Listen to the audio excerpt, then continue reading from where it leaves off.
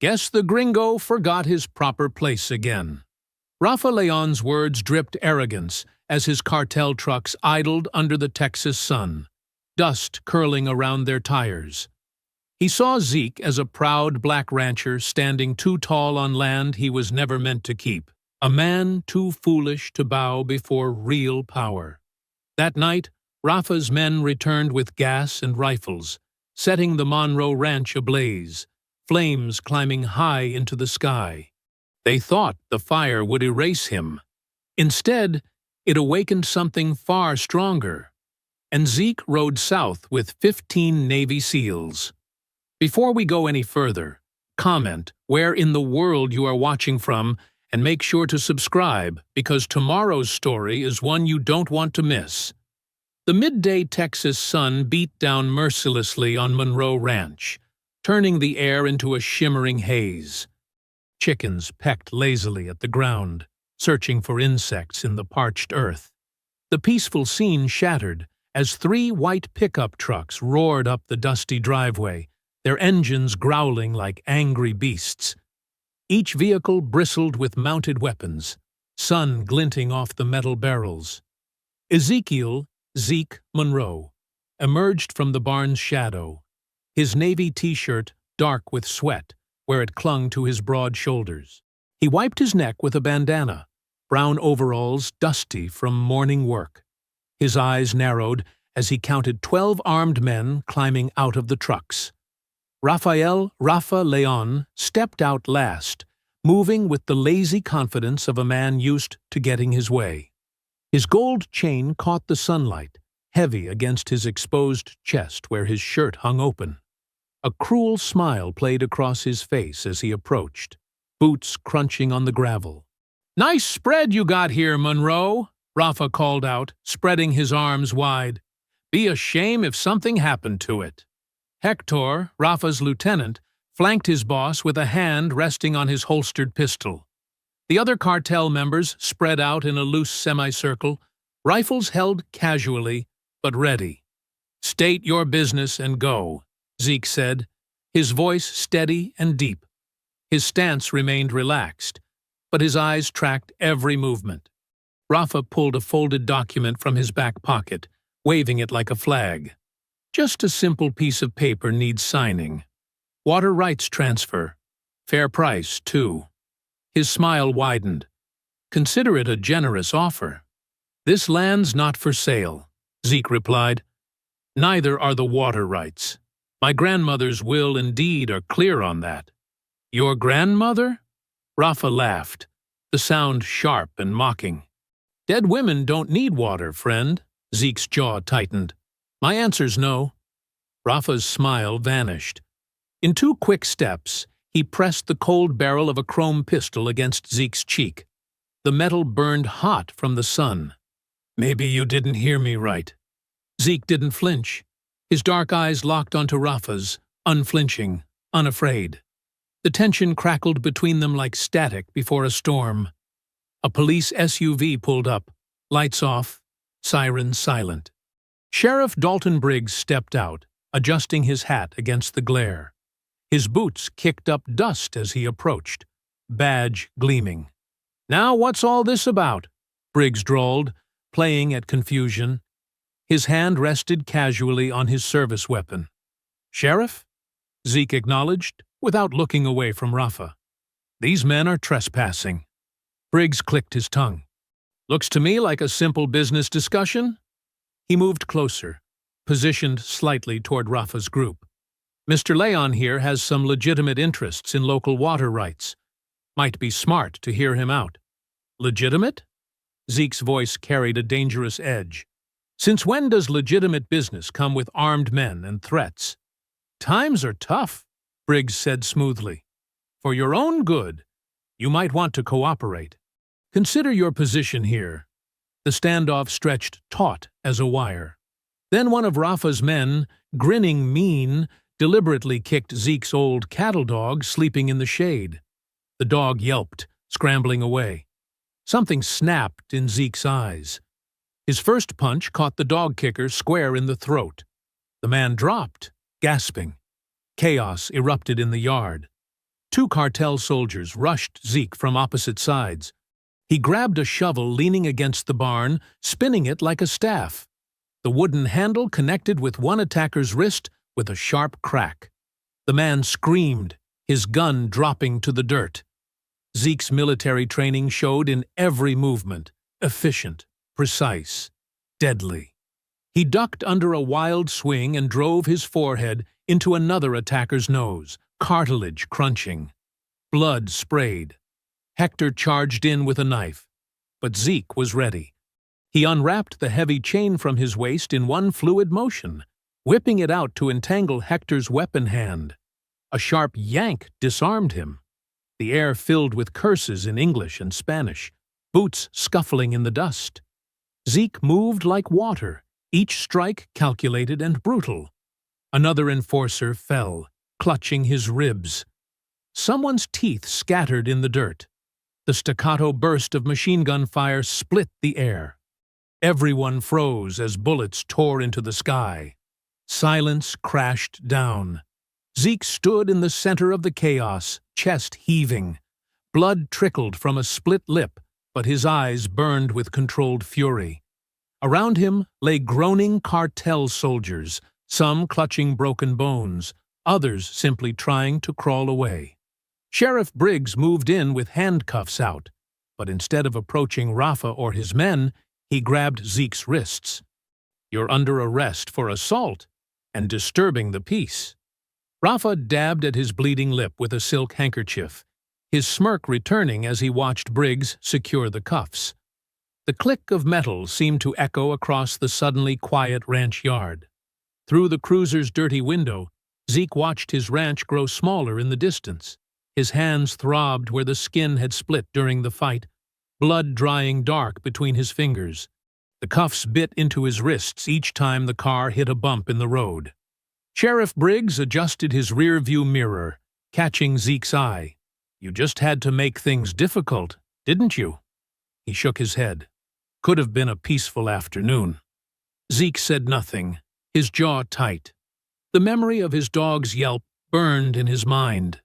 At the station, they led him past holding cells filled with the usual weekend drunks and troublemakers. A few nodded in recognition. Zeke had treated some of their injuries during his time as an army medic. The deputies pushed him into an interrogation room where Briggs was waiting, sleeves rolled up, hat on the table.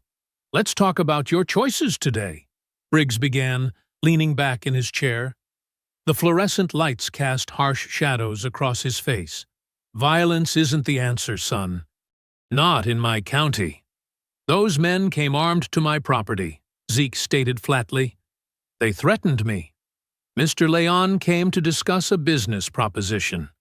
Briggs's voice dripped with false concern. "You escalated. Could have gotten real ugly." Through the room's window, Zeke spotted Rafa's men being quietly escorted out the back door. No cuffs, no charges. Just handshakes and nods from deputies. His hands clenched involuntarily, making fresh blood well up from his split knuckles. "You'll spend the night cooling off," Briggs announced, standing. "Maybe tomorrow you'll be more reasonable." The holding cell was cold and smelled of bleach. Zeke sat on the metal bench, back straight, eyes closed. He focused on his breathing like he'd learned in the service. Slow, controlled, pushing down the anger that wanted to explode out of him. Morning brought Isabel Cruz, her heels clicking purposefully down the corridor. She wore a crisp black blazer despite the early hour, her tablet tucked under one arm. Zeke had known her since she started her legal aid clinic 3 years ago, helping local farmers fight predatory land deals. "You look terrible," she said as the cell door opened. "Let's get you out of here." At her car, she handed him a coffee and antiseptic wipes for his hands. "This isn't random, Zeke. Clay Harlow's behind it." "The developer?" Zeke dabbed at his knuckles, wincing. Isabel nodded, pulling out her tablet.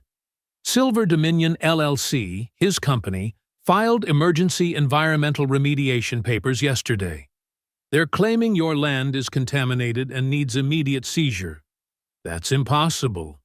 We just had the soil tested for the organic certification. Facts don't matter to them. She showed him documents, pointing out highlighted sections.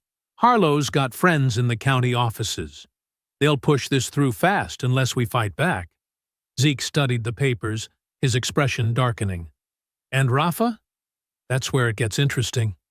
Isabel swiped to another screen. Someone's been busy in the property databases. Pre-filed deeds under Leon's name, backdated permits. They're building a paper trail, making it look like he has prior claim, Zeke said. Exactly. Briggs is running interference while they set up the legal trap. She touched his arm. We need to be careful. These people don't play fair. After signing release papers, Zeke borrowed Isabel's phone to call his neighbor about feeding the animals. His own phone was still in evidence, along with his wallet and keys. The station had to return them, but they were taking their time. By late afternoon, Zeke finally headed home in his dusty truck. The sun hung low and orange on the horizon, painting everything in burnt copper tones. His hands ached on the steering wheel. Isabel had wrapped them properly, but the bruising went deep. A mile from his ranch, movement caught his eye. 3 white pickup trucks were parked on a rise overlooking his land. Even at this distance, he could make out the silhouettes of men standing beside them, distorted by the heat waves rising from the ground. Watching. Waiting. Zeke's jaw clenched as he drove past. He could feel their eyes on him, their presence a clear message. This wasn't over. The trucks remained in his rearview mirror until he turned onto his driveway, dark shapes against the dying light. His dog limped out to greet him, favoring the leg that had been kicked. Zeke knelt in the dust, running gentle hands over the animal, checking for serious damage. Finding only bruising, he scratched behind the dog's ears. "We're okay, old friend," he murmured. "We're okay." But as he straightened up, his gaze was drawn to those distant watchers on the hill. The orange sky seemed to burn behind them, and the evening wind carried dust that tasted like trouble coming. The kitchen was quiet, except for the soft clicking of dog claws on linoleum. Zeke picked at his dinner. Leftover stew warmed up in the microwave. His bandaged hands made the spoon awkward. His dog lay at his feet, still favoring that kicked leg. From his seat, he could see Mama Ruth's photo on the windowsill. She stood proud in her Sunday best, one hand on her hip, the other holding up the original ranch deed like a victory flag. The same determination that had gotten her through segregation and civil rights marches showed in every line of her face. "What would you do, Mama?" he whispered. The crickets outside chirped their evening song, a familiar rhythm that usually brought peace. But tonight, something felt wrong. Zeke put down his spoon, listening hard. There, beneath the crickets, a low rumble of engines, and something else, diesel fumes riding the breeze through his open window. His dog's head came up, ears alert. Then they both heard it. Laughter, distant but clear. Male voices speaking Spanish, getting closer. The first orange glow reflected off his kitchen window before he saw the actual flames. The hay barn erupted like a match head, gasoline turning dry feed into an inferno. The night exploded into shades of red and gold as fire roared up the wooden walls. "No!" Zeke bolted from his chair, nearly tripping over his dog. He grabbed his phone and ran outside, the heat hitting him like a wall. More flames burst to life. They'd doused the stables, too. Above the fire's roar, he heard screaming. Mr. Palomo, his elderly neighbor, who sometimes slept in the stable loft while working late. Zeke sprinted toward the burning building. Smoke stung his eyes as he shouldered through the door. "Mr. Palomo, where are you?" "Aquí! Help!" The voice came from above, weak and choked with smoke. The stairs were already catching fire, but Zeke took them 2 at a time. He found Mr. Palomo collapsed near his cot, coughing violently. The old man's eyes were red and streaming. "I've got you," Zeke said, pulling him up. "Keep your head down." The horses below were shrieking, kicking their stalls in panic.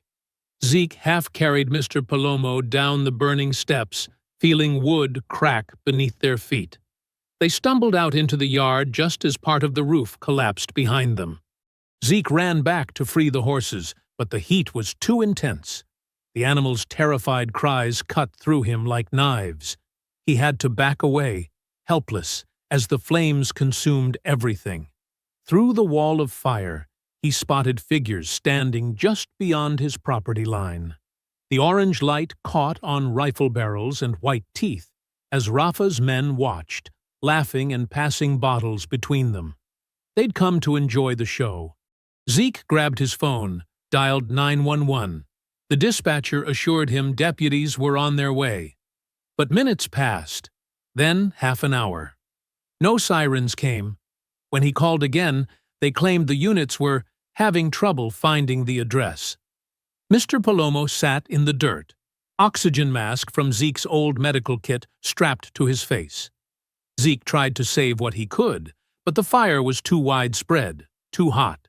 It jumped from building to building, barn to stables to storage sheds. Years of careful maintenance and family history disappeared in minutes. The smoke was suffocating. Zeke's lungs burned as he made one last desperate run toward the house. He managed to grab a few crucial items: his grandmother's journal, some photos, important papers, before the flames reached the back porch. He collapsed in the yard, coughing so hard he retched. The journal in his hands was already scorched around the edges, its leather cover hot to the touch. Through streaming eyes, he watched his family's legacy turn to ash. The cartel men's laughter echoed in his ears, mixing with the crackle of burning wood and the last frightened whinnies of dying horses. His dog pressed against his leg, whimpering. Hours passed. The fire burned itself out as false dawn began to pale the eastern sky. Zeke hadn't moved, kneeling in the dirt where he'd fallen. Smoke rose in thin gray ribbons from the blackened ruins of the Monroe Ranch. The air smelled of char and gasoline and loss. His phone vibrated in his pocket. He pulled it out with shaking hands, staring at the screen. A number he hadn't called in years showed up. Saint Seal. His finger hovered over the green answer button. The sun crept over the horizon, painting the destruction in harsh morning light. Everything his grandmother had built, everything she'd fought for, lay in ruins around him. Her journal's damaged pages crumbled at his touch. Zeke looked at the phone again, remembering. Saint had saved his life twice in Afghanistan.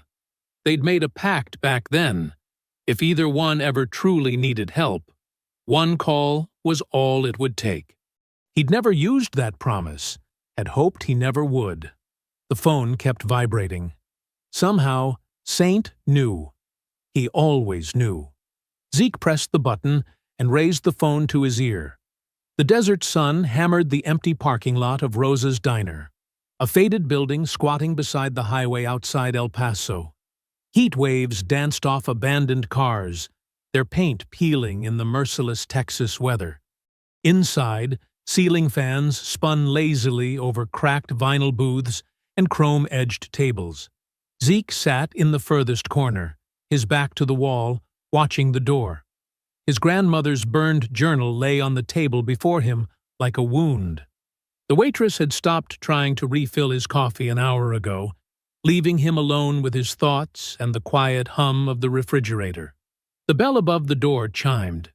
A man entered, tall, Latino, mid-40s, wearing a plain black t-shirt and jeans. Silver threaded through his short-cropped hair, and old scars marked his forearms. His eyes swept the diner with practiced precision before settling on Zeke. Javier Saint Santoro slid into the booth without a word. For a long moment, the two men just looked at each other, years of shared combat history hanging in the air between them. "You look like hell," Saint finally said, his voice gravelly but warm. "Feel worse?" Zeke's hands were still bandaged from the fight and the fire. The waitress approached, but Saint waved her off with a gentle smile. He pointed to Zeke's scorched journal. "Tell me." Zeke spoke quietly, laying out the whole story. Rafa's threats, Briggs's corruption, Harlow's land grab, and finally, the burning of his ranch. He described the horses' screams, Mr. Palomo's near death, and the laughter of the men who'd watched it burn. His voice stayed steady, but his hands clenched into fists on the table. Saint listened without interruption, his face growing harder with each detail. When Zeke finished, silence filled the booth. Outside, a truck rumbled past on the highway. 15, owe you, Saint said simply. Zeke looked up sharply. That was years ago. Afghanistan. I was just doing my job as a medic. You pulled 7 of us out of that ambush. Carried Doc for 3 miles with a bullet in your own leg. Saint leaned forward. We don't forget debts like that. He pulled out his phone, sent a single text. Within minutes, responses started flooding in. The next 24 hours passed in a blur of precise activity. They moved to an abandoned warehouse on the outskirts of town. One by one, the others arrived. Men and women Zeke had served with, each bringing specialized skills honed by years of special operations. Rook came first, the team's master breacher, his truck loaded with equipment that officially didn't exist. Then Diesel, their vehicle specialist, followed by Moose, whose massive frame belied his expertise in stealth infiltration. Doc arrived with medical supplies and a bear hug for Zeke, their shared background as combat medics creating an instant connection. Vega, their drone specialist, brought a case of custom surveillance equipment, her quick wit already planning aerial reconnaissance patterns. Fable, the communications expert, set up a mobile command center, establishing encrypted channels and digital security. Others filtered in throughout the day. Faces Zeke remembered from his deployment, all answering Saint's call without hesitation. They gathered around a makeshift planning table, studying satellite maps and property records. Zeke laid out everything Isabel had uncovered about Harlow's shell companies and Briggs's corruption. Saint marked key locations, Rafa's compounds, money laundering fronts, smuggling routes. This isn't just about revenge, Zeke told them. It's about justice, about showing that you can't just burn out whoever you want because they won't be bought. The team nodded. They understood. This wasn't a military operation, but a reckoning, a chance to use their skills for something pure. As night fell, they loaded up 3 unmarked vehicles with gear. Weapons were checked, communications tested, medical supplies distributed. Every movement was efficient, muscle memory from countless missions together. They crossed the Rio Grande under cover of darkness, using old ranch roads and dry creek beds to avoid official crossings. The border stretched out before them, a line drawn in sand and politics that meant nothing to the truth they carried. Zeke sat in the lead vehicle, Saint driving beside him. The scorched journal rested in his lap, its damaged pages containing his grandmother's story, her fight against segregation, her belief in standing up to bullies, her dream of land that would stay in the family forever. The convoy wound through the desert, headlights off, using night vision to navigate. Dust clouded behind them, then settled in their wake. The moon cast everything in silver shadows. They burned your home, Saint said quietly, eyes on the road ahead. Let's burn their empire. The words hung in the air as they drove deeper into cartel territory. 15 skilled operators moving like ghosts through the night, carrying justice in their hands. The desert stretched endless around them, promising both cover and witness to what would come. Morning painted the border village in shades of amber and dust. The abandoned citrus-packing warehouse stood like a sentinel at the edge of town, its concrete walls weathered by decades of sun and neglect. Inside, the vast space smelled of old fruit and rust, metal shelving creating shadowy canyons perfect for concealment. Vega's drone hummed to life in the pre-dawn light, rising above the warehouse like a mechanical dragonfly. She sat cross-legged on a stack of empty crates, her tablet showing thermal images of the surrounding area. Saint and Moose flanked her, studying the feed. "Rafa's compound," Vega whispered, pointing to a sprawling estate nestled in the Sierra foothills. 3 rings of security. Guard towers here, here, and here. At least 20 armed men on rotation. The drone's camera zoomed in, revealing details of the cartel boss's fortress. High walls topped with razor wire encircled Mediterranean-style buildings. Luxury cars gleamed in the morning sun. Armed men patrolled with military precision, their weapons visible even from this height. "Briggs visits every 2 weeks," Fable added from his command center, surrounded by monitors showing intercepted communications. "Always on Thursdays. Harlow's shell companies wire money the next day." His fingers flew over keyboards, tracking digital breadcrumbs through encrypted channels. Zeke stood at a makeshift planning table, studying topographical maps spread across its surface. His hands traced possible approach routes, muscle memory from his military days flooding back. Doc had changed his bandages that morning, the burns and cuts from the ranch fire still raw. "Found their supply lines," Rook announced, marking routes on the map with a red marker. "They're moving product north through these valleys. Money comes back south through wire transfers, and these 3 front businesses." In the warehouse's loading bay, Diesel had set up a training area. Old fruit crates served as obstacles, and hanging chains simulated combat scenarios. He beckoned to Zeke. "Time to shake off the rust, farmer," Diesel said with a grin, raising his fists in a fighting stance. Zeke stripped off his shirt, revealing old scars from his military days. They circled each other on the concrete floor, feet moving in practiced patterns.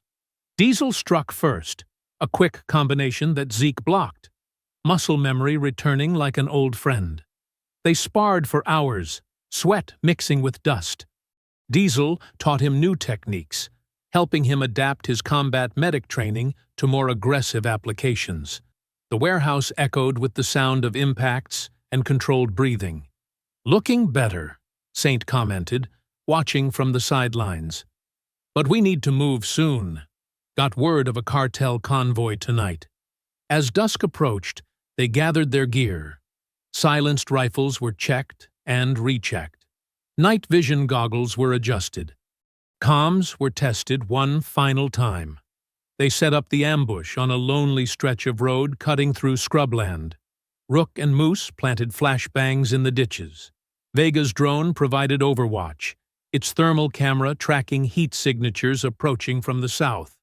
3 vehicles, her voice crackled in their earpieces. 2 escort trucks, 1 van in the middle, 11 heat signatures. Zeke lay prone behind a rocky outcrop, his rifle steady. The desert night was cold now, stars sharp overhead. He controlled his breathing, just like Doc had taught him years ago in Afghanistan. The convoy's headlights appeared first, cutting through the darkness. They waited until the vehicles entered the kill zone. "Execute," Saint whispered. Flashbangs erupted in strobing chaos. The vehicles swerved, brakes squealing. Before the cartel men could respond, silenced rifles cracked from multiple positions. The precision was absolute. No wasted shots, no collateral damage. When it was over, they moved quickly. Diesel hot-wired the van, while others secured weapons and phones from the dead. Rook planted charges to destroy the vehicles, erasing evidence of their presence. Zeke stood over one of the bodies, a young man with cartel tattoos crawling up his neck. The same symbols he'd seen on the men who burned his ranch. Blood darkened the dust beneath him. "That's one less ghost haunting my land," Zeke said quietly, his voice carrying in the desert stillness. Back at the warehouse, Fable worked through the seized phones, Encrypted messages revealed shipment schedules, payment records, and conversations between Rafa, Briggs, and Harlow. The corruption network spread out before them like a spider's web. "Look at this," Fable called out, pointing to his screen. "Briggs is meeting Rafa tomorrow night. Something about finalizing the Monroe situation." The team gathered around the planning table as night settled over the village. Maps were updated with new intelligence. Weapons were cleaned and prepared. The warehouse hummed with purposeful activity as they prepared for their next move. Outside, an owl called in the darkness. Inside, 15 operators moved like shadows through the gloom, each carrying a piece of Zeke's justice. The night air grew cool, seeping through the warehouse's broken windows, carrying with it the promise of what was to come. San Roque's streets baked under the afternoon sun. The buildings faded like old photographs. Laundry hung limp between balconies, and local vendors packed up early when the white trucks rolled through. Music drifted from the cantina, ranchera songs mixing with the sound of glass clinking and muted conversations. The team split into smaller groups, blending in with practiced ease. Zeke and Saint entered the cantina first, taking seats at the scarred wooden bar. The place smelled of stale beer and cigarettes. A ceiling fan spun lazily overhead, doing little to move the heavy air. The waitress, young with tired eyes, brought them beers without meeting their gaze. Her hands trembled slightly as she set down the bottles. At a corner table, 3 of Rafa's lieutenants lounged like kings, their guns visible under loose shirts. Hector sat at their center, his tattooed arms spread across the back of his chair. "Hey, Princessa!" Hector called out, his voice cutting through the music. "More tequila. And try not to spill it this time, stupid girl." The waitress hurried to comply, but her shaking hands betrayed her fear. As she approached their table, one of the men stuck out his foot. She stumbled, the tray crashing to the floor. Tequila and broken glass scattered across worn floorboards. "Clumsy bitch," Hector laughed, standing up. He grabbed her arm roughly. "That's coming out of your pay. Maybe we should take it another way." The other patrons looked away, shoulders hunched. This was how things worked in San Roque. You stayed quiet. You survived. But Zeke was already moving, his bar stool scraping back. "Let her go," he said, his voice calm, but carrying enough authority to freeze the room. Hector's head snapped around, recognition and rage flashing across his face. "The cowboy!" he spat. "Long way from your burned-out ranch, pendejo." "Last warning," Zeke replied. "Take your hands off her." The lieutenant shoved the waitress aside and reached for his pistol. He never made it. Zeke's first punch caught him in the throat, crushing his windpipe. As Hector gagged, his men surged up from the table. The bar erupted into controlled violence. Saint took down 2 gunmen with brutal efficiency, disarming one and using him as a shield against the other. Rook and Diesel appeared from their positions by the door, moving with liquid speed. A cartel soldier swung a bottle at Zeke's head. He ducked, caught the man's wrist, and drove his elbow into the attacker's face. Bone crunched. Another came at him with a knife, but Zeke trapped the blade between his palms and twisted, snapping the man's fingers. Hector recovered enough to draw his gun, but Zeke was ready. He grabbed the lieutenant's wrist, redirecting the barrel toward the ceiling as it fired. The shot deafened the room. Zeke headbutted Hector, then seized his shirt and hurled him through a nearby table. Wood splintered. Hector lay groaning in the wreckage. 20 seconds. That's all it took. 6 of Rafa's men lay broken or unconscious. No civilian casualties, no collateral damage, just precision and purpose. Vega's mini-drone hovered near the ceiling, recording everything. The footage would be online within the hour, edited to protect their operational security while showing Zeke's stand against tyranny. Zeke knelt beside the fallen waitress, helping her up with gentle hands. He pressed a thick roll of dollars into her palm, money taken from the cartel's own couriers. "For the damage," he said softly, "and for your courage in serving them every day." She stared at him with wide eyes, then whispered, "Gracias, señor." Around the bar, other patrons began to straighten, looking at the fallen cartel men with dawning hope. Saint tossed a phone to Hector, who was still dazed on the floor. "Call your boss. Tell him what happened here. Tell him the black cowboy says hello." They left the cantina as sirens wailed in the distance. Local police who would arrive conveniently late, as usual. The team melted away through back alleys and predetermined routes, regrouping at their warehouse base. Fable's computers were already pushing the footage through secure channels. Within hours, it spread across social media like wildfire. The black ranchers standing up to cartel thugs. Justice delivered in 20 seconds of righteous violence. Miles north, in her legal aid office, Isabel watched the footage on multiple screens. She'd been building cases against Briggs and Harlow for weeks, but this was different. This was visual proof of the cartel's iron grip on border towns, and proof that it could be broken. She began making calls to journalists she trusted, people who wouldn't bury the story. "I've got documentation of corruption linking a Texas sheriff to cartel violence," she said. "And now I have footage showing how deep it goes." The story gained traction. Local news picked it up first, then national outlets. Comments sections filled with support for the mysterious black cowboy defending the powerless. Even those who usually backed Briggs's tough-on-crime stance couldn't justify the harassment caught on camera. In his hillside compound, Rafa Leon watched the viral clip for the 10th time. Ice clinked in his glass as his hand shook with rage. The screen showed Zeke Monroe, the man who should have been broken by fire and fear, standing tall in Rafa's territory, breaking his men like twigs. The glass shattered against the wall. Tequila dripped down expensive wallpaper as Rafa turned to his remaining lieutenants. "Find the black cowboy," he snarled, "and bury him." The order echoed through the room, but for the first time, his men looked uncertain. The video had shown them something new, their own vulnerability. And in San Roque, people were beginning to whisper about the rancher who didn't break. Darkness settled over San Roque like a heavy blanket. Inside the abandoned citrus warehouse, lantern light cast long shadows across makeshift operations tables.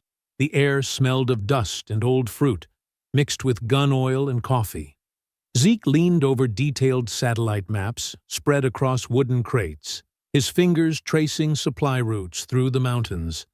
Saint stood beside him, his weathered face serious in the yellow light. Around them, the other SEALs worked with quiet efficiency, cleaning weapons, checking gear, monitoring communications. "Rafa's main compound is here," Saint said, tapping a location marked in red. "But his money moves through these 3 towns." His finger traced a triangle across the map. Each transfer point is heavily guarded. Diesel, their demolitions expert, pointed to a narrow mountain pass.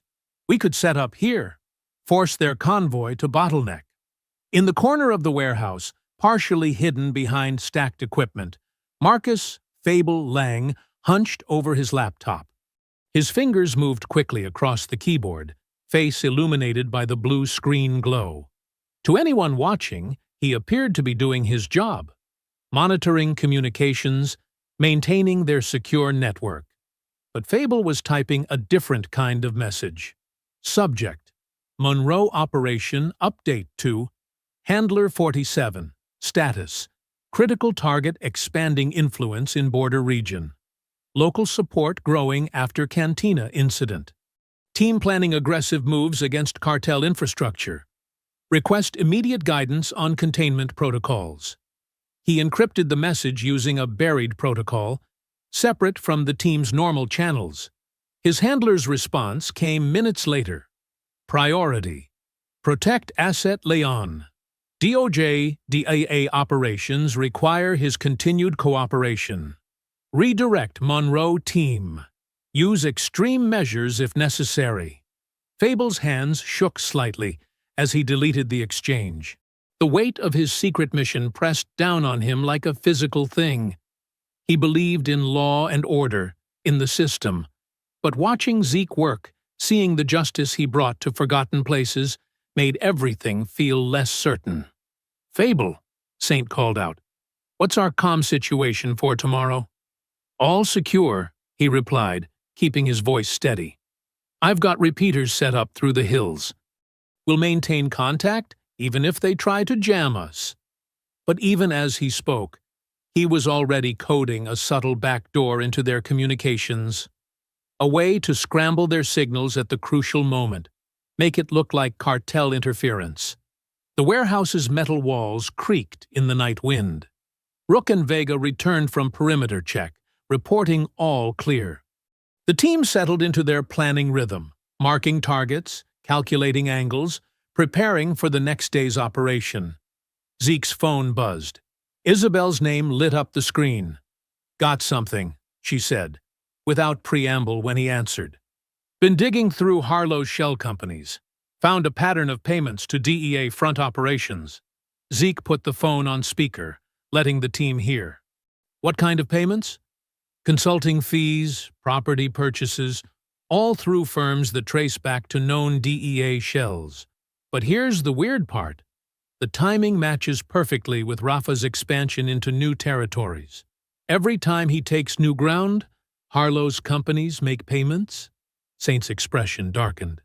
"They're working together, DEA, Cartel, and your corrupt developer." "Bigger than we thought," Isabel continued. "This isn't just about your ranch, Zeke. They're building something, using Rafa's violence to clear the way, then swooping in with legitimate development." Fable listened intently, his stomach churning. He knew the full scope. How the DEA used Rafa to control the border drug trade, keeping smaller cartels out while feeding intelligence up the chain.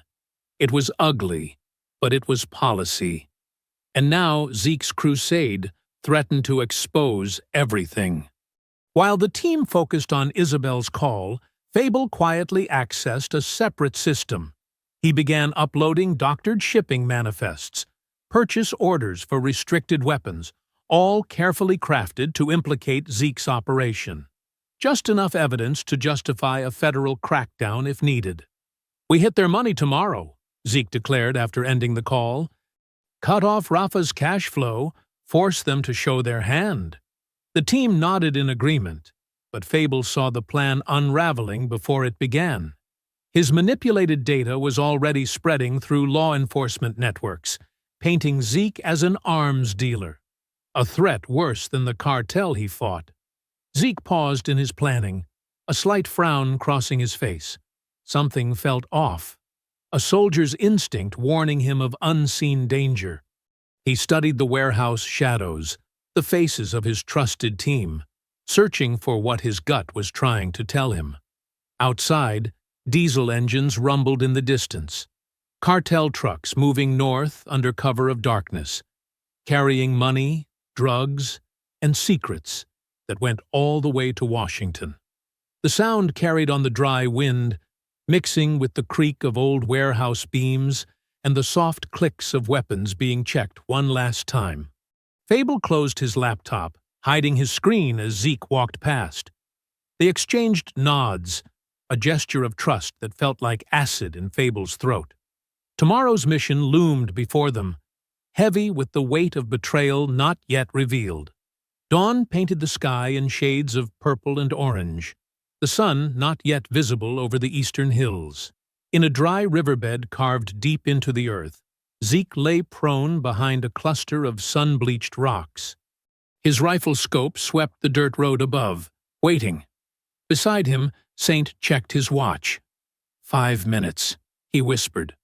The team was spread out along both sides of the riverbed, hidden in natural shooting positions. Diesel and Rook on the high ground with 50 cal rifles.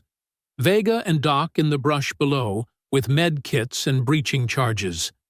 the rest positioned strategically, creating a perfect kill box. Fable's voice crackled in their earpieces. Convoy approaching from the south. 4 vehicles. 2 lead trucks. Money in the middle van. Rear security. The sound of engines grew louder. Dust clouds appeared on the horizon. Zeke steadied his breathing, feeling the familiar calm of combat settle over him. The morning air was cool against his skin, carrying the scent of creosote and gunpowder. The convoy rounded the bend. White pickup trucks bristling with armed men, a reinforced van in the middle, all moving fast but confident. They had no reason to expect trouble here, deep in their territory. "Wait for it," Saint murmured. The vehicles entered the kill zone. Diesel squeezed his trigger. The first shot thundered across the riverbed, punching through the lead truck's engine block in a spray of oil and steam. The truck swerved, blocking the road. "Execute!" Saint commanded. The riverbed erupted. Coordinated rifle fire ripped into the convoy from multiple angles. Tires exploded. Windshields shattered. Cartel gunmen dove for cover, returning fire blindly.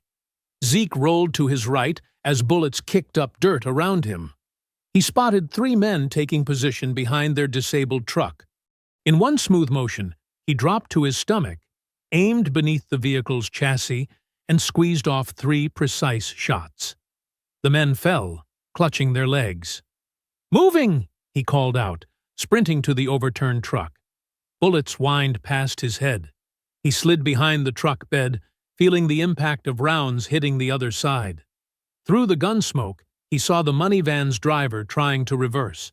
Zeke fired through the floorboard, the hollow points punching up through the metal. The driver screamed, foot jerking off the gas. "Van is stopped," Rook called out.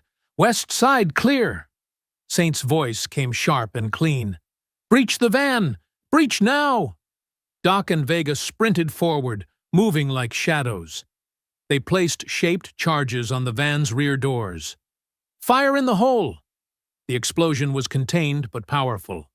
The doors flew off their hinges. Inside, stacks of cash filled reinforced cases. Hard drives and ledgers were scattered across the floor. No guards. They'd all been taken out in the initial assault. Zeke moved up to the van, covering the angles while Vega and Doc secured the contents. The entire firefight had lasted less than 2 minutes. "Area secure," Saint announced.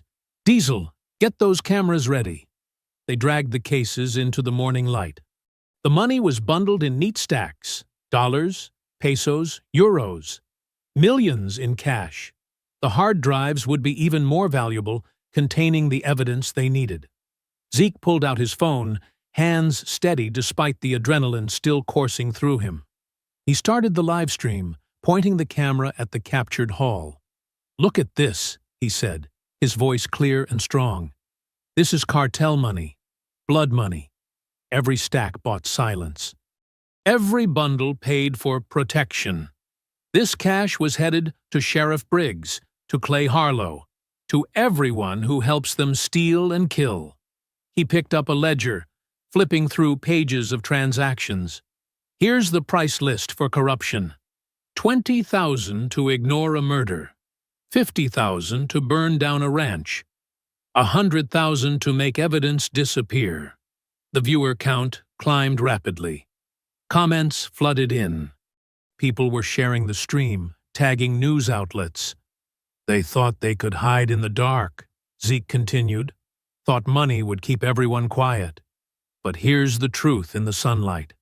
Saint gathered the hard drives while the team secured their prisoners, all wounded but none fatally. They wouldn't die today, but they would talk. Diesel poured accelerant over the empty vehicles. "Ready when you are." Zeke ended the stream but kept recording as they set the convoy ablaze. Black smoke rose into the morning sky, a signal visible for miles. The team moved quickly, loading their evidence into their own vehicles. The wounded cartel members were zip-tied and left in the shade with water. Someone would come for them eventually. As they prepared to move out, Saint clasped Zeke's shoulder. You just made yourself the most hunted man in Texas. The sun finally crested the eastern hills, flooding the riverbed with golden light. The burning vehicles cast long shadows across the ground, smoke twisting up into the cloudless sky like black serpents. The sun hung low over San Roque, painting the adobe walls in deep orange. Market vendors packed their stalls, while children kicked a soccer ball in the dusty square. The evening air carried whispers of El Vaquero Negro, the black cowboy who had humiliated the cartel. Zeke sat with Saint at an outdoor cafe, both wearing plain clothes to blend in. They watched mothers hurrying their children home, old men playing dominoes, and the subtle signs of a town living under fear. Words spreading fast, Saint said, sipping his coffee. Your riverbed video hit 500,000 views. Look at their faces, Zeke replied quietly. They want to believe someone's finally standing up, but they're scared. A group of teenagers passed by, sneaking glances at Zeke. One boy raised his fist slightly, a subtle gesture of support. Zeke nodded back. The peace shattered with the roar of engines. 3 black SUVs screeched into the square, cartel soldiers leaping out with red gas cans and weapons. People scattered as the men charged toward the community center where children had been having art classes moments before. Contact! Saint barked into his radio. All teams, converge on the square. The first Molotov cocktail arced through the air, smashing through a window. Flames erupted inside the building. Screams filled the evening as more firebombs followed. Zeke sprinted toward the chaos, Saint covering him. Through his earpiece, he heard the team responding, moving into position around the square. A young teacher stumbled out of the burning building, coughing, leading 3 terrified children. Zeke grabbed them, pushing them toward safety, as Doc appeared to provide medical aid. "Second floor!" someone shouted. More children were trapped upstairs. Diesel and Rook engaged the cartel soldiers with precise shots, driving them back from the building. The gunmen retreated behind their vehicles, returning fire wildly. Zeke spotted one arsonist breaking from the group, trying to circle around with another firebomb. He charged after him, tackling the man through a ground-floor window in an explosion of glass and flames. They hit the floor hard, rolling. The gas can clattered away. The arsonist, barely more than a teenager, swung a knife. Zeke blocked, twisted, and slammed the boy's wrist against the floor until the blade fell. "Move, and you die," Zeke growled, pinning him down. Outside, the firefight intensified. The SEALs had the cartel men surrounded. Vega and Moose were already inside, evacuating the upper floor. Zeke dragged his captive out through the broken window, keeping him in a tight hold. The boy struggled until Zeke tightened his grip. "Start talking," Zeke demanded. "Who ordered this?" The arsonist spat blood. "Go to hell." Saint appeared with a phone, already streaming live. "Better answer him, kid. Whole world's watching now." Zeke forced the boy to his knees. "Tell them who sent you to burn down a building full of children. Rafa will kill me." "I'll kill you faster," Zeke said, his voice ice cold. "Start with Sheriff Briggs. Tell them how he lets you operate." The crowd was growing, phones raised, recording everything. The boy's eyes darted between the cameras and the guns. Finally, he broke. Briggs takes money to look the other way," he stammered. $50,000 a month. He gives us patrol schedules, warns us about raids. And today? Who ordered this attack? Rafa.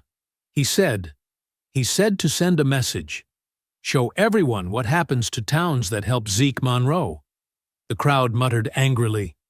More people were streaming into the square, watching the confession. "And the ranch burning?" Zeke pressed. "Tell them about that, too." Briggs approved it, said it would look like an accident, said no deputies would respond. Sirens wailed in the distance. Too late, as usual.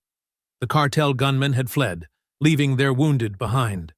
The fire department finally arrived to battle the flames. Zeke handed the arsonist to Diesel for securing. He turned to address the crowd directly, his voice carrying across the square. "They think fear will keep you quiet," he said. "They burn your buildings, threaten your children, tell you nothing will change. But look around. They're the ones running now." Cheers erupted. People pressed forward, reaching out to touch Zeke's shoulder, thanking him through tears. An old woman brought water for the firefighters. Others helped tend to the shocked children. The community was coming alive, fear giving way to anger and resolve. Saint ended the live stream as local police arrived. They looked uncertain, caught between protocol and the clear mood of the crowd. One young officer actually saluted Zeke before pretending to be busy with crowd control. "Get the wounded clear," Zeke ordered his team, "and make copies of every video. The world needs to see this." The sun had set completely now. The community center still smoldered, but volunteers were already planning repairs. Children drew chalk messages of defiance on the square's pavement. Hope, fragile but real, bloomed in the gathering dark. High above the town, in his hillside villa, Rafa watched the scene unfold on multiple screens. A muscle twitched in his jaw as he saw his men's confessions going viral. He gripped his whiskey glass so tight it cracked. "He wants to play hero," he said coldly. "Let's make him the villain." Dawn crept over the warehouse, painting shadows across stacked crates and tactical gear. Zeke hunched over a folding table covered in documents, his eyes tired but focused. Isabel's laptop screen cast a blue glow on their faces as they sorted through evidence. "Look at these transfer records," Isabel said, pointing to her screen. "Harlow's shell companies moving millions through offshore accounts, all tied to Briggs's personal foundation. Can we prove it's cartel money?" Zeke asked, rubbing his temples. "Better." Isabel pulled up another document. "These geological surveys show lithium deposits under your ranch, dated 3 months before the first threats started." Their planning session was interrupted by Fable, who entered carrying his communications gear. His movements seemed twitchy, nervous. "Signal's patchy this morning," he reported, avoiding eye contact. "Might need to move the antenna." While they talked, Fable's fingers moved across his second phone, hidden in his pocket. He'd spent the night editing footage from their operations, splicing in scenes of staged violence. His message to his handler was brief: "Package ready for delivery." Saint joined them, laying out tactical maps. "Drone feed shows increased activity at Rafa's compound. They're moving something big." Before they could discuss further, phones across the warehouse lit up with breaking news alerts. Local stations were running exclusive footage, showing Zeke's team allegedly staging attacks, complete with paid actors and fake blood. "What the hell?" Saint grabbed a tablet, watching in disbelief. The doctored videos spread like wildfire. Sheriff Briggs appeared on morning news, standing before a row of American flags. "This evidence confirms our worst fears," Briggs declared, his voice grave. "Ezekiel Monroe and his mercenaries are domestic terrorists, staging violence to destabilize our community. I'm declaring them armed and dangerous." Zeke's fist slammed the table. "They're trying to turn the public against us. We need to counter this now," Isabel said, already typing. "I've got journalists who'll run our side." The night exploded. The first RPG punched through the warehouse wall in a thunderous blast of concrete and steel. Gunfire erupted from multiple directions, bullets hammering the building like deadly rain. "Contact all sides," Saint shouted, grabbing his rifle. "Everyone to positions." Zeke dove for cover as a second explosion tore through the roof. Through the smoke, he saw figures in tactical gear breaching the east entrance, some wearing cartel colors, others in federal tactical uniforms. "They're working together," he growled, returning fire. Doc and Vega were manning the north corner when a grenade bounced through a broken window. Doc shoved Vega aside, but the blast caught them both, sending them sprawling. "Men down!" Diesel called, laying down covering fire. "We need extraction!" Zeke fought his way to the wounded. Doc clutched his bleeding leg while Vega struggled with a shoulder wound. The air filled with tear gas. "Tunnels!" Saint ordered, directing the team toward their escape route. "Move now!" They'd prepared for this, having mapped the old smuggling tunnels beneath the warehouse. Rook and Moose carried the wounded, while others provided covering fire. The team disappeared into the darkness below as more explosions rocked the building. Through his night vision goggles, Zeke saw Fable hesitate at the tunnel entrance, looking back. "Move your ass!" he shouted. They navigated the narrow passages, the sounds of combat growing distant. Behind them, boots thundered through the warehouse above. Then came a sound that made Zeke's blood run cold. Rafa's voice, commanding his men to search everything. "Sir," one of the team called back. "Found something, some kind of old book." Zeke's heart stopped. Mama Ruth's journal. In their rush to evacuate, he'd left it with their intel cache. "No!" He turned back, but Saint and Diesel grabbed him. "Building's lost," Saint hissed. "We move, now!" They emerged from the tunnels into gray morning light, 2 miles from the warehouse. Smoke rose from the building in thick black columns. Police sirens wailed in the distance. The team regrouped in a dry creek bed. Doc worked through the pain to treat Vega's wounds, while others set up a security perimeter. Isabel made urgent calls to sympathetic reporters, trying to counter Briggs's narrative. Zeke stood apart, his chest heaving with rage and grief. The journal had been his last connection to Mama Ruth, filled with her wisdom and the truth about their land. Now, Rafa had it. His fist crashed into the earth once, twice, again. Blood streaked his knuckles. When he spoke, his voice was raw. "They took my past," he growled, dirt and ash coating his face. "Now, I'll take their future." The others watched in silence as their leader wrestled with his fury. They'd lost their base, their evidence, and precious blood. But looking at Zeke's face, they knew this defeat would only feed the fire of what was to come. Doc finished bandaging Vega's shoulder. "We need better cover to treat these wounds properly." "I know a place," Isabel said quietly. "An old mission church. Father Martinez helps people disappear from the cartels?" Saint nodded. "Move out in 5. Stagger our trail. Use the creek bed for cover." As the team gathered their remaining gear, Fable hung back, thumbing his phone nervously. His handler's last message glowed on the screen. "Phase 1 complete. Maintain cover. Do not break contact." The morning sun climbed higher, promising another day of dust and heat. But for now, the survivors of the warehouse raid could only focus on the next step, the next breath, and the weight of everything they'd lost. Rain hammered against the tin roof of the mountain safe house, a steady drumbeat matching Zeke's heartbeat as he sat alone by lamplight. His fingers traced the charred edges of his grandmother's journal, most pages now reduced to ash. The few surviving fragments spoke of her struggles. Fights against land grabs, marches for voting rights, confrontations with men in badges who thought their power was God-given. "Your land is your voice, boy," one passage read. "They'll try to silence both." The door creaked open, bringing a gust of wet wind. Isabel hurried in, her raincoat dripping, clutching a waterproof document case to her chest. Her eyes held an urgent light. "You need to see this," she said, spreading papers across the wooden table.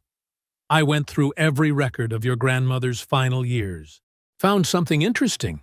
A safety deposit box receipt from First Baptist Church." Zeke leaned forward.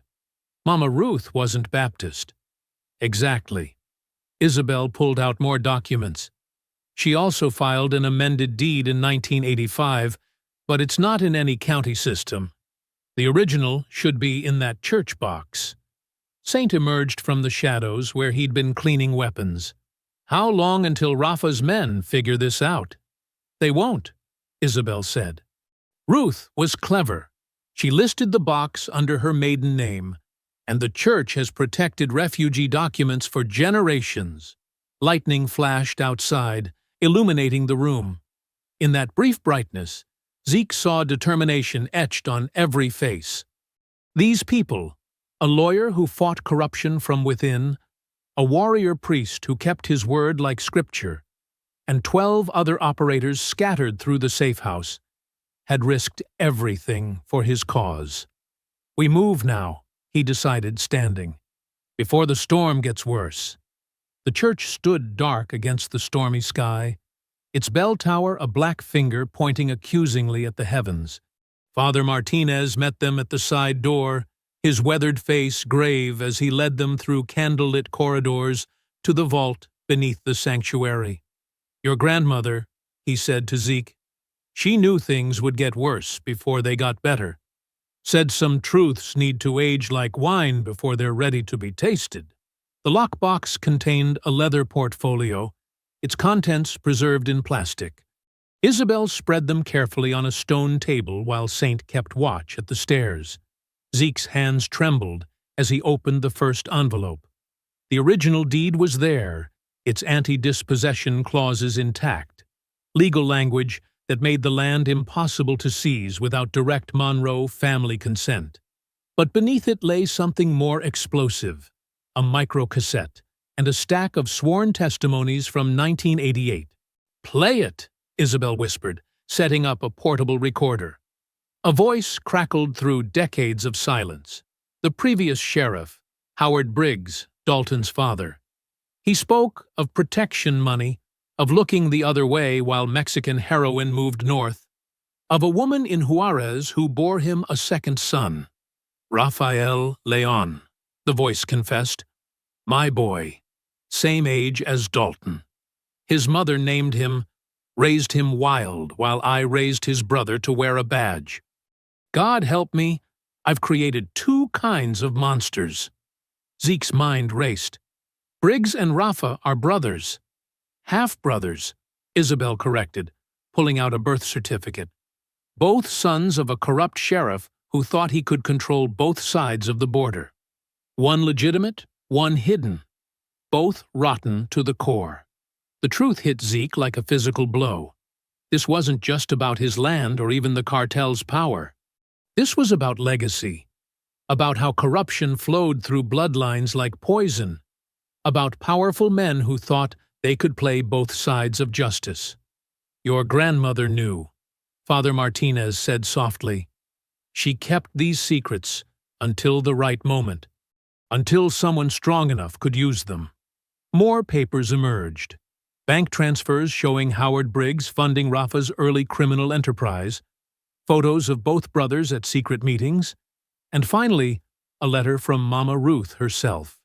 "To whoever reads this," Zeke read aloud, his voice thick with emotion, "know that evil grows best in shadow. Bring it into the light. Let truth be your weapon and justice your shield." The storm raged outside, but in the vault's silence, the team gathered around Zeke. They saw in his face the weight of understanding and the steel of resolution. Doc spoke first. "Those bastards burned your home thinking they'd erase your history. Instead," Diesel added, "they just revealed their own." Moose laid a heavy hand on Zeke's shoulder. "Command's yours, boss. How do we play this?" Zeke looked at each face in turn. Warriors who'd followed him into fire, a lawyer who'd dug through decades of lies, a priest who'd guarded truth like sacred flame. This evidence wasn't just leverage, it was ammunition for a reckoning. Saint stepped forward, his expression hard as granite. "We finish this. Tonight." Thunder cracked overhead like artillery fire, and the candles flickered in the vault. In that moment, holding his grandmother's final gift, Zeke felt her presence as clearly as the rain beating against the church stones above. The old barn creaked in the dying storm, candles casting dancing shadows across weathered wood. Zeke stood before a makeshift planning table, really just planks on sawhorses, where satellite photos and blueprints of Rafa's hilltop compound spread like a paper battlefield. The 15 gathered around him, their faces grim in the flickering light. "Tomorrow night's charity gala," Saint said, tapping the villa's main entrance. "Annual fundraiser for border community development. Really just a money-laundering front." Rook, their intelligence specialist, stepped forward. "Guest list includes cartel allies, corrupt officials, and genuine philanthropists who don't know better. Perfect cover for the operation." "And perfect leverage," Isabel added from her laptop station. She'd set up a command center in the corner, multiple screens glowing with data streams. Every dirty handshake in one room. Diesel unfurled architectural plans stolen from the municipal office. 3 access points. Main entrance here, service entrance through the kitchens, and Rafa's private garage underneath. Security will be heavy, but split between watching the guests and protecting the compound. "What about the catering crew?" Zeke asked, studying the kitchen layout. Vega grinned, his scarred face catching candlelight. "Already handled. Got 5 of our local contacts placed as servers. They'll disable the backup generators when we signal." Doc, arms still bandaged from the warehouse attack, pointed to the surrounding hills. "Drone coverage shows blind spots in their perimeter. We can insert through the olive groves here and here." "And the guest list?" Saint looked to Isabel. She nodded, typing rapidly. "Hacked their event management system.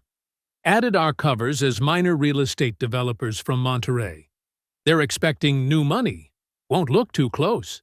Moose, their demolitions expert, laid out a set of small devices. Modified flashbangs. Less bang, more flash. Won't risk the civilians, but they'll disorient security long enough. "Comms?" Zeke turned to Fable, still unsure about trusting him after recent events. "Encrypted mesh network," Fable replied, not meeting Zeke's eyes. "Each team self-contained. Isabel's command van will have override capability." The plan took shape in the candlelight. Teams of 3 would insert from multiple angles. Isabel would coordinate from a nearby ridge, ready to broadcast everything live. Local police were mapped, their response times calculated. Every contingency had a counter. "Remember," Zeke said, his voice carrying through the barn, "this isn't just about revenge. It's about truth, about showing the world what happens when power goes unchecked." He pulled out the evidence from the church vault, the birth certificates, the confessions, the proof of decades of corruption. "We're not just hitting a cartel boss.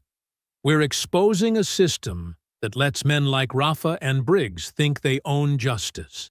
Saint nodded slowly. "The truth hits harder than bullets." "Speaking of truth," Isabel interrupted, "I've got media contacts ready. Once we start broadcasting, every major network will pick it up. No one can bury this story." The team broke into specialized groups, checking equipment. Breaching charges were prepared, communications tested, medical kits verified. Each operator moved with the precise economy of long experience. "No masks," Zeke declared, watching them work. "No mercy, but no killing unless we have to. We're not them. We're what stops them." "Rules of engagement?" Doc asked, packing extra trauma supplies. "Subdue and secure," Saint answered. "These aren't soldiers we're facing. They're bullies with guns. Hit hard, hit fast, but keep it clean." Rook brought up thermal imaging of the compound on his tablet. Kitchen staff changes over at 7. First guests arrive at 8. We move at 9 when the party's in full swing. "What about Briggs?" Moose asked. "He'll be there." "Let him come," Zeke said grimly. "Let him see his brother's empire fall. Let him face what his family built." The planning continued as midnight approached. Every detail was refined, every position coordinated. They would enter as ghosts and leave as justice made flesh. In the corner, Isabel prepared her broadcasting equipment. Once this starts, there's no going back. The whole world will see. Good, Zeke replied. Some sins need witnesses. The storm had passed completely now, leaving a clear night sky visible through the barn's gaps. The team began final preparations, checking weapons and adjusting tactical gear. Each operator moved with the focused intensity of men who had done this before, who knew the weight of what was coming. Zeke stepped outside for a moment, breathing in the rain-washed air. The moon had risen, full and accusing, casting silver light across puddles. To the south, he could see lights twinkling on the horizon. Rafa's villa glowing like a challenge against the dark hills. The same hills where his grandmother had once walked, carrying secrets that could burn empires. The same land that had seen generations of struggle against men who confused power with right. Tomorrow, those hills would see justice. Real justice, not bought with blood or buried in bribes, but built on truth and witnesses and the courage to stand unmoved. Behind him, in the barn, he heard the quiet sounds of warriors preparing for battle, the click of magazines being checked, the whisper of combat knives being sharpened, the soft murmur of men speaking last instructions. The light from Rafa's compound seemed to pulse like a heartbeat against the night sky. Soon, that heart would stop. Soon, truth would replace power. Soon. Music drifted through Rafa's hilltop villa, a classical quartet playing in the corner of the grand foyer. Crystal chandeliers threw fractured light across marble floors where Texas oil money mingled with cartel gold. The annual Border Community Development Fund Gala was in full swing. Zeke adjusted his borrowed waiter's jacket, carrying a silver tray of champagne flutes through the crowd. He'd traded his work boots for polished shoes that clicked against tile. Every few steps, he caught glimpses of familiar faces, politicians who'd approved suspicious permits, judges who'd dismissed clear evidence, reporters who'd buried stories for the right price.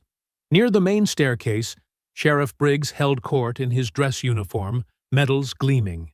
He laughed with donors, playing the part of the humble lawman while his brother's soldiers watched from discreet positions around the room. "Service entrance clear," Saint's voice whispered in Zeke's earpiece.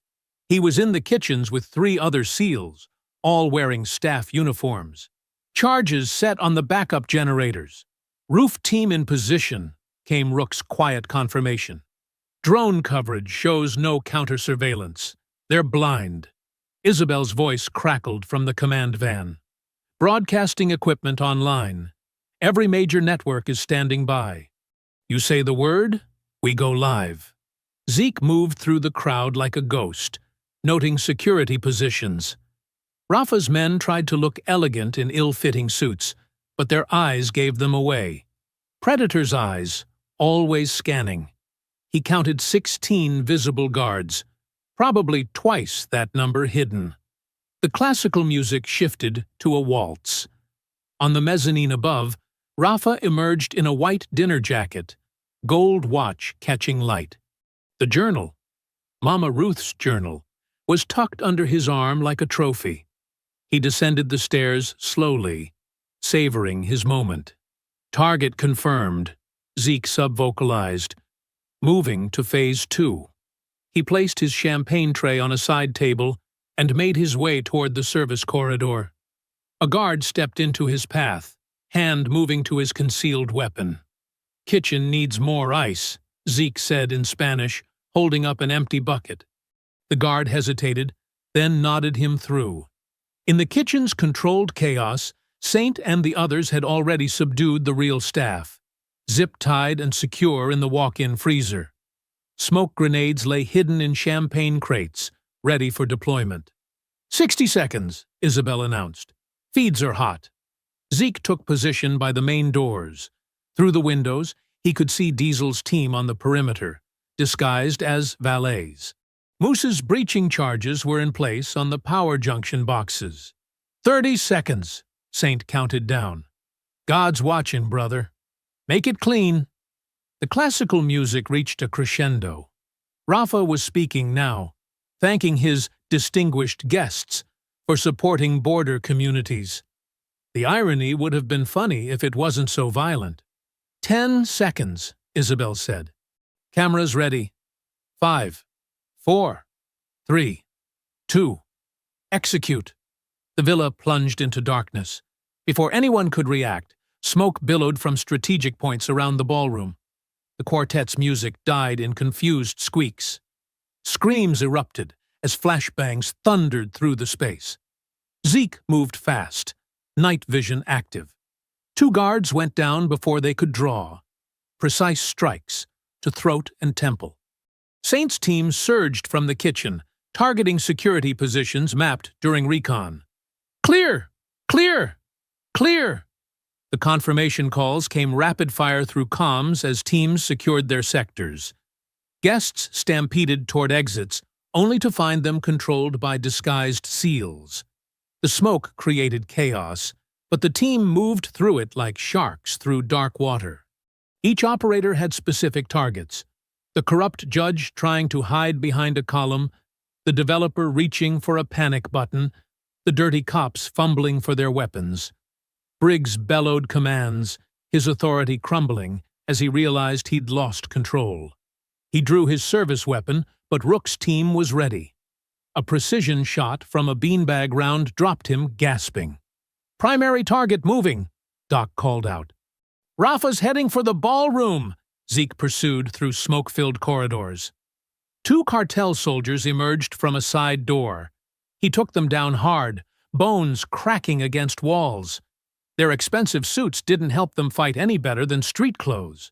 Another guard swung a submachine gun around. Zeke caught the barrel, twisted, and drove his knee up. The weapon clattered away as its owner folded. No shots fired, just the wet impact of fist on flesh, boot on bone. He could hear Rafa ahead, shouting orders in Spanish and English. The ballroom doors were just ahead. Ornate wooden panels carved with hunting scenes. Fitting. Saint's voice came through his earpiece. Be advised, hostiles regrouping in the ballroom. Count at least 8 armed. Acknowledged, Zeke replied, catching his breath. Is the broadcast live? Affirmative, Isabel confirmed. Whole world's watching. Make it count. Through the doors, he could hear Rafa's voice rising in anger. The journal, his grandmother's journal, would be there. The physical proof of generational theft and corruption, held by the man who'd burned his home. Zeke rolled his shoulders, centering himself. The smoke was starting to clear. Gunfire flickered from somewhere in the villa's east wing. One of the teams dealing with resistance. He moved to the ballroom entrance, hearing Rafa bark orders to his remaining men. This was the moment everything had built toward. All the pain, all the loss, all the long nights planning would end here. The doors loomed before him. Beyond them waited Rafa, the journal, and the kind of justice that couldn't be bought or buried. Zeke took one last breath and moved forward. The ballroom doors burst open. Gunfire flashed in the darkness. The ballroom erupted in chaos. Shards of crystal rained down as the first chandelier crashed to the marble floor, sending guests scrambling. Emergency lights cast everything in a hellish red glow. Smoke curled through the air like angry ghosts. Rafa stood at the center of it all, Mama Ruth's journal clutched in one hand, a curved knife glinting in the other. His white dinner jacket was stained with someone else's blood. 8 of his men formed a protective circle, weapons drawn. "You should have stayed in Texas, farmer," Rafa sneered, tossing the journal aside. It slid across the polished floor, leaving a trail of loose pages. Zeke moved like water, ducking under the first guard's wild swing. His elbow connected with the man's throat. Another rushed him with a knife. Zeke caught his wrist, twisted until bones cracked, and used him as a shield against two more attackers. The fight turned brutal. Bodies slammed into gilt-edged mirrors. Blood sprayed across oil paintings worth millions. Zeke fought with cold precision, each strike calculated from years of training. 3 guards went down in seconds. A 4th got lucky. His blade opened a long gash across Zeke's forearm. Blood soaked his borrowed waiter's jacket. The guard grinned, then gurgled as Zeke's boot crushed his windpipe. "Hold him!" Rafa shouted to his remaining men. "I want this myself." 2 guards grabbed Zeke's arms. Rafa approached slowly, wiping his knife on a silk handkerchief. His gold chain swung with each step. "You know what your problem is?" Rafa circled like a shark. "You think courage matters, but money matters. Power matters. Your grandmother never learned that lesson either." Zeke's head snapped forward, catching one guard in the face.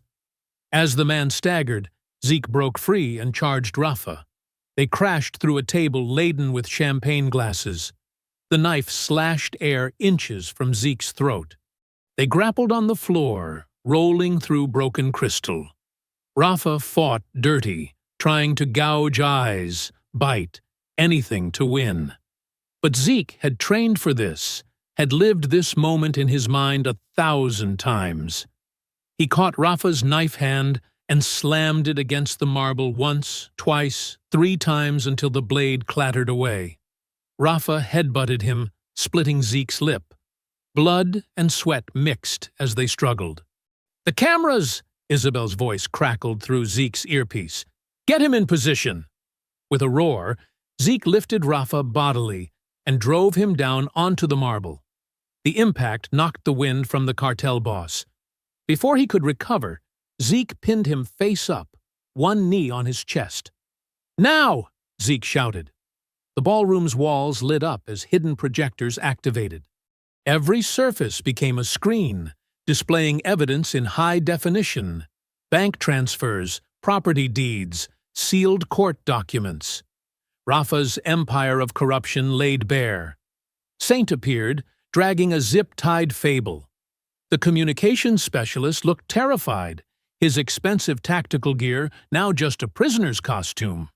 "Play it," Saint ordered, shoving Fable toward a laptop.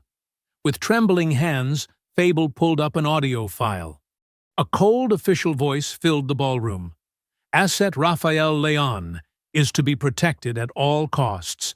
Monroe's investigation must be contained. Use whatever means necessary." "Again!" Zeke commanded. Fable replayed it, shoulders slumping in defeat. More SEALs entered, escorting Sheriff Briggs. The lawman's uniform was torn, his face bloody from resisting. His eyes went wide, seeing his half-brother pinned beneath Zeke. "You see that?" Zeke addressed the cameras. "Your protectors, your leaders, all bought and paid for with blood money." The walls showed more evidence: Harlow's shell companies, Briggs's offshore accounts, cartel money flowing through legitimate businesses. Years of corruption exposed in high-resolution detail. "The whole world's watching," Isabel announced. Every major network just picked up the feed. "It's trending globally." Rafa started laughing, a horrible broken sound. "You think this changes anything? There will always be more like me. More money, more power." "Maybe," Zeke replied, "but not here, not anymore." Federal agents swarmed in, followed by Mexican federal police. The arrests began: Rafa, Briggs, the corrupt officials who hadn't managed to flee. Each one led out in handcuffs as cameras rolled. The fight had lasted less than 10 minutes. The aftermath would echo for years. Zeke's knees finally buckled. He collapsed beside one of the fallen chandeliers, exhaustion hitting him like a truck. His arm throbbed where the knife had caught him. Glass crunched under his palms. Saint knelt beside him, that familiar half-smile on his weathered face. "It's done," he said quietly. His hand found Zeke's shoulder, squeezing once. Through the broken windows, dawn was breaking over the hills. The same sun that had watched his ranch burn, now rose on justice. Zeke could feel its warmth on his face, mixing with tears he hadn't realized were falling. Mama Ruth's journal lay nearby, its pages scattered across the bloody marble like fallen leaves. But the truth it contained had finally been heard. The ghosts could rest now. 2 months melted winter into spring. Dawn painted the Texas sky in watercolor strokes of pink and gold, touching everything with promise. The sound of hammers and power tools filled the morning air at Monroe Ranch, along with laughter and snippets of Spanish and English mixing freely. Zeke stood in the fresh-tilled earth of his main field, rich soil dark against his boots. All around him, neat rows of green shoots pushed toward the sun, corn, beans, and his grandmother's favorite heirloom tomatoes. The land was healing, coming back stronger after the burn. A pickup truck rumbled up the drive, Isabel's familiar red sedan right behind it. She stepped out carrying a stack of documents, her business suit a stark contrast to the working ranch. The truck bed was loaded with lumber and supplies, more volunteers arriving to help with the rebuilding. "Morning," she called, walking over. "Just got word from the federal courthouse. Clay Harlow's last appeal was denied. Everything's official now." Zeke nodded, brushing dirt from his hands. "How much did they seize?" "Nearly $80 million in assets." Isabel smiled, fierce satisfaction in her eyes. "All of it's being transferred to the Mama Ruth Community Trust. The lithium rights alone will fund scholarships for 3 generations." They walked toward the barn raising, where 24 people worked in coordinated chaos. The new structure was twice the size of the old one, built to house both livestock and community programs. Saint directed operations from the center, calling orders with the same precision he'd once used in combat. "Diesel, secure that crossbeam. Doc, we need the level over here." His voice carried over the construction din. "Looking good, people. Looking real good."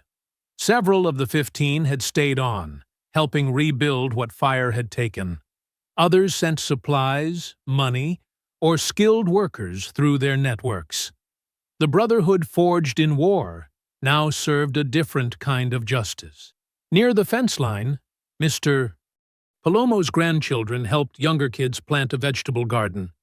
They used the same heirloom seeds Mama Ruth had saved every season, passing down more than just DNA. The future grew in careful rows, tended by small hands that understood the value of roots. "Report came in on Rafa and Briggs," Isabel said, checking her phone. Federal court handed down maximum sentences, 25 years each, no possibility of parole. Their whole operation's been dismantled. 7 countries cooperating on asset seizure. And Fable? 5 years, reduced for cooperation. His testimony broke open 3 other corruption cases. She paused. "He wrote you a letter. Said he was sorry." Zeke watched a hawk circle overhead, remembering smoke and betrayal. "Keep the letter. Some things don't need words." The construction paused as Isabel gathered everyone in the shade of a half-built wall. She held up the original deed, its edges worn, but its power intact. The crowd grew quiet as she read the crucial passages, Mama Ruth's careful legal language that had protected the land through generations.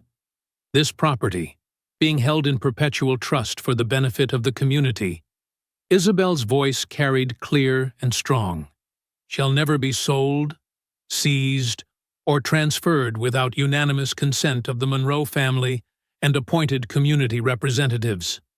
Cheers erupted. Someone started singing an old civil rights anthem. Others joined in, the melody carrying across fields that had seen both hatred and hope. Zeke stepped forward, uncomfortable with speeches, but knowing some words needed saying. "Thank you all. The SEALs who came when I called. The neighbors who believed when others doubted. The lawyers who fought. The workers who rebuild." He swallowed hard. "My grandmother used to say land holds memory. These fields remember your courage. Near the main gate, children worked on a large wooden sign. Their small hands carefully painted letters in bright colors. Munro Ranch, no one's for sale. The simple words carried the weight of everything they'd fought for. The day's work continued.